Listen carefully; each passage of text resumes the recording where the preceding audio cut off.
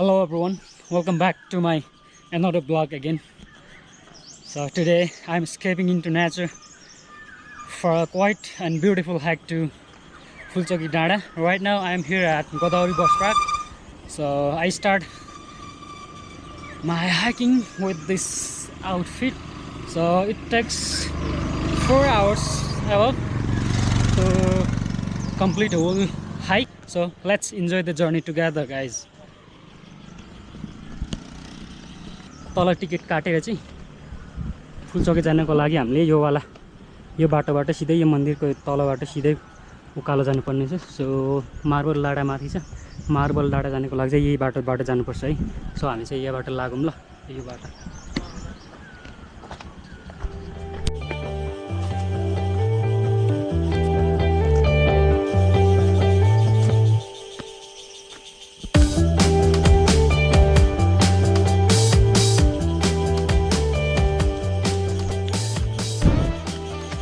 Okay guys, right now I am in the middle of deep jungle, as you can see.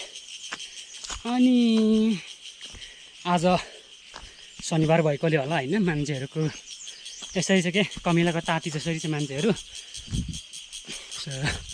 Solo हाइकर्सहरुको लागि चाहिँ झ्याउके अगाडि हिँड्ने नि मान्छे भेटिन्छ हैन, पछाडी हिँड्ने मान्छे भेटिन्छ।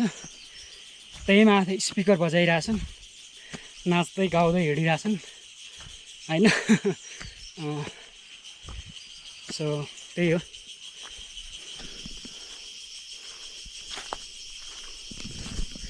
ओके, सो आजको वेदर एकदमै गजबको छ हैन, घाम लागिरहेछ पुरै। सो फुलचोकी हाइकिङ ट्रायल चाहिँ यो मेरो सेकेन्ड टाइम हो सोलो नै। सो मैले चाहिँ सोलो हाइक स्टार्ट गरेकै फुलचोकीबाट के, फुलचोकी चाहिँ मेरो फर्स्ट सोलो हाइक गर्ने डेस्टिनेसन हो हैन। अनि योसँग मेरो डबल भइरहेछ, त्यही हो। अब तपाईहरु पनि यसो इफ तपाईहरु चाहिँ फुलचोकी हाइक आउन चाहनुहुन्छ भने जहाँबाट भए पनि लगनखेल बस पार्क आउनु पर्ने हुन्छ हैन। इफ लोकल बस चढेर आउनुहुन्छ भने चाहिँ त्यस पछाडि लगनखेलबाट फेरि गोदावरी बस पार्कसम्मको बस, लोकल बस लिएर चाहिँ माथि चढ्नु पर्ने हुन्छ हैन, टिकट सिकेट लिएर। त्यही हो।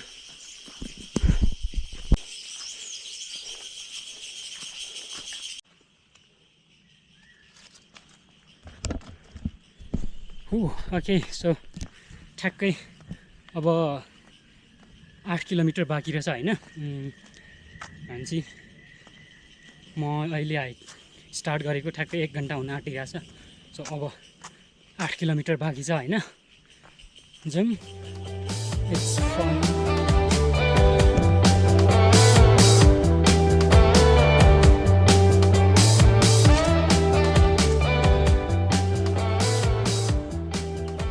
यो फुलचोकी हाइकमा चाहिँ हैन, यस्तो उकालो अनि जङ्गल चढ्नु पर्ने हुन्छ है। यस्तो पाथहरू चाहिँ छ हैन, अलि चिप्लो अनि उकालो के। पानी पर्यो भने चाहिँ चिप्लिने सम्भावना धेरै हुन्छ, अरू बेला त ठिकै छ हैन।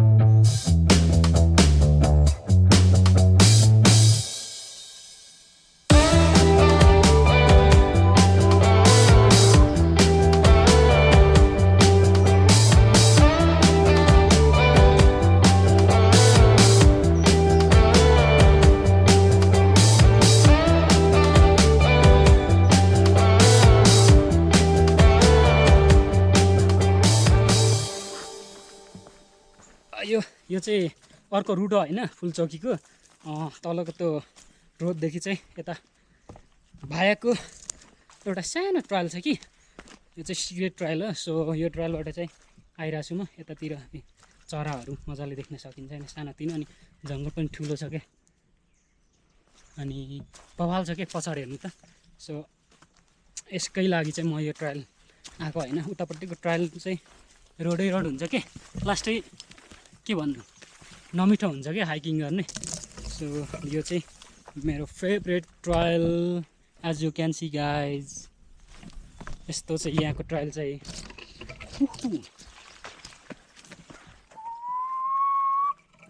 सो यहाँ चाहिँ चरा कराइरहेको छ, बाले चरा होइन। सो मलाई आउँछ नि त त्यसको त्यही है, चरा बोलाइरहेको छु म।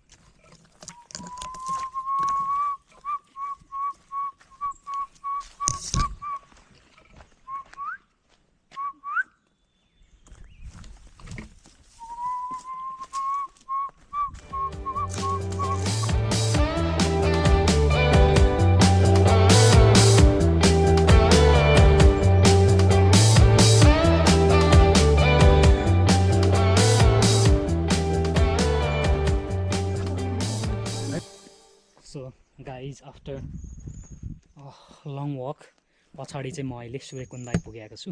सो सूर्यकुण्डको यो चाहिँ चराले पानी खाने ठाउँ, चरा र जनावरहरूले पानी खाने ठाउँ यस्तो छ होइन। एउटा माथि छ, सो माथिको चाहिँ अलिक फोहोर फोहोर टाइपको छ, यो चाहिँ अलिक सफा अनि गहिरो छ क्या।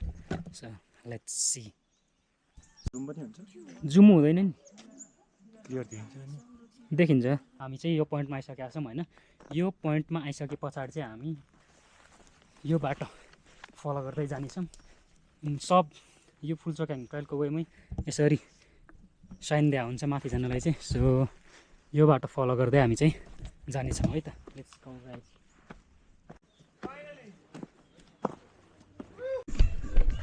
सो अलराइट एभ्रिवान, म चाहिँ अहिले फुलचोकी पुगिसक्यो होइन। The highest point of this hike and yeah obviously entire Kathmandu छेउछाउको हाइकिङ स्पटहरूको सबसे हाइएस्टमा हुने ठाउँ भनेको यही हो है। So ya I am here guys. Just 11 भनेपछि 9, 10, 11 2 घन्टा 5 मिनटको हाइक पछाडि चाहिँ फुलचोकी आइपुगेको छु म आज। So let's explore.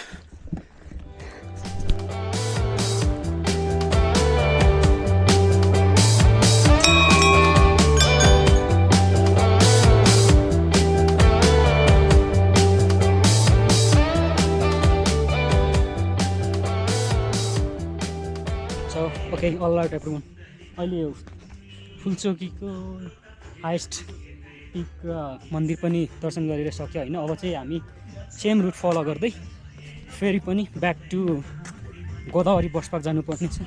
So everyone, मैले अब सब फुलचोकी हाइकिङ ट्रायलको सबै ठाउँहरू चाहिँ एक्सप्लोर गर्न सकेँ होइन।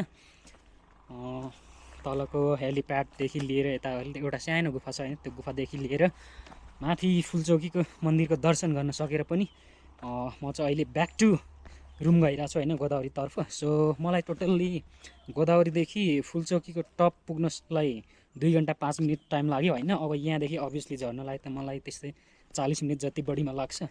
सो टोटल मैले चाहिँ 3 घन्टाभित्र चाहिँ total up and down height सिक्दै भनौँ न। सो अब अर्को भिडियोमा हाम्रो गएको छ, त्यसको लागि चाहिँ यति नै।